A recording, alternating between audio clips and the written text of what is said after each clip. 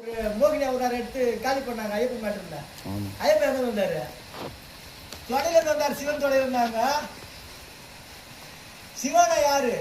இப்ப நானே இதான சிவனு. இந்த உடல் சிவமா மாறுறான். உள்ள ஒரு ஜோதி நாராயணனா இருக்கிறான். இந்த நாராயண சிவனை ஒன்று சேர்றாங்க. எப்படி? இந்த தியானத்தின் மூலமா தியானத்தை கண்டுபிடிச்சி, என்னுடைய ஆத்மா கண்டுபிடிச்சி கொடுத்ததுக்கு இந்த சரியத்தை நன்றி சொல்றது இல்லையா? அப்ப இந்த உடல் எப்படி இருக்குது? உள்ளக்கிறவன் சொல்ற மாதிரி வெளியே கேட்குது, வெளியே சொல்றது உள்ளே கேட்குது. சாமி பக்கா சாமி கண்ணமுல்ல அப்படின்னாங்க. உள்ள போயிட்டு ஈஸ்வரனும் சிவமும் விஷ்ணு ஒன்று சேர்றான். உடலும் ஆத்மா ஒன்று சேருது.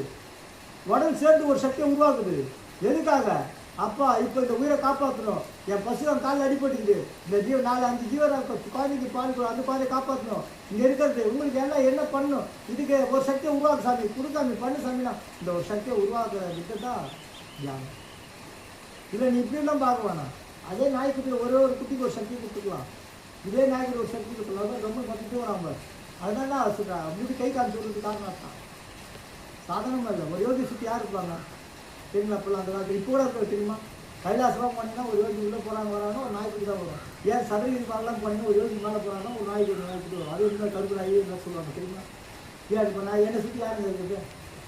நான் எந்த பக்கம் போனேன் அந்த வீட்டுக்கு போகிறேன். நான் கூட வராமல் இல்லை பாருங்க. நான் சும்மா இப்படி தானே இருப்போம். என் பேசுகிற பேச்சு எல்லாம் கேட்போம். என் வாசனை எல்லாம் பிடிக்கும். நான் நவர்றான்னா என் கவனம் பூரா வரும். இப்போ அதே இந்த நாய் வேறு நாய்க்கு தானே புரியாத தெரியுது. இப்போ வேறு மாதிரி ஆகுது. செவிலி எதிர்ச்சி உள்ள வரும், செவிலி எதிர்ச்சி உள்ளே போவோம். இவனை காப்பாற்றுறதுக்கு மொத்தம் 5 உயிர், 3 உயிர் போச்சு. 2 உயிரை காப்பாற்றினாங்க. 2 உயிரில் ஒரு தங்கச்சி வீட்டில் இருக்குது. அதான் அந்த போலியோ மாதிரி வந்துட்டு ஊனி நண்டுன்னு ஒரு மாதிரி வரும். ராஜா மாதிரி குழந்தைய காப்பாற்ற டாக்டருக்கு தான் கடைசி இருக்கு. நான் பரவாயில்ல நான் உயிரை காப்பாற்றி கொடுங்க காப்பாற்றினான். மனுஷ சக்தி ஆனால் தான் சாமி. அதாவது தெய்வத்தின் ஆகாத சிறிதனும் மெய் வருத்த கூலி தருன்றாங்களா? அது ஏன்னு கேட்டீங்கன்னா தெய்வம் என்றது வந்து எங்கடானாக்கா நீங்க மற்றனா உங்களை உணர்ந்து உங்களுக்குள்ள அந்த தெய்வம் வந்து எங்க உட்காருன்னு நினைக்கிறீங்க? கோயிலுக்குள்ள தெய்வம் உட்காராது. சும்மா இருக்க பங்களா வீட்டில் உட்காராது.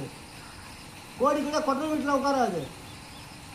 சரீரத்தை சுத்தமாக யார் ஒருத்த வச்சிருக்கிறானோ அவனுக்குள்ள அந்த தேகத்தை கோயிலாக மாற்றி. அதனால தான் இவர் பேசுறது. ஒரு சித்தர் சொன்னாரா இல்லையா? ராஜா வந்து கும்பாபிஷேகத்துக்கு பெரிய கோட்டை மாதிரி கோயிலை கட்டி அங்கே கூப்பிட்றாரு. அங்கே சொல்கிறான் ஈஸ்வரா நான் இங்கே வரல, எங்கேயா போகிறப்போ அன்றைக்கி நான் இவ்வளோ தூரம் கஷ்டப்பட்டு எல்லாம் நீ சொன்ன மாதிரி செஞ்சுக்கிறேன். இல்லை ஒருத்தன் மனக்கோட்டை கட்டியிருக்கிறான், அதில் கோயில் ஆக்கி வச்சுருக்கிறான், உட்காந்துக்கிறான். ஏன்னா அந்த யோகி பேரெல்லாம் டக்குனு பேச முடியாது. விஷயத்தை மட்டும்தான் கற்க முடியும். அப்போ என்னன்னு பார்த்தா அந்த யோகி அப்போ எங்கே தான் இருக்கிறான் அந்த யோகி? காட்டுக்குள்ளே ஒரு சின்ன இடத்துக்குள்ளே ஒரு இதுக்குள்ள உட்காந்துக்கிறார்.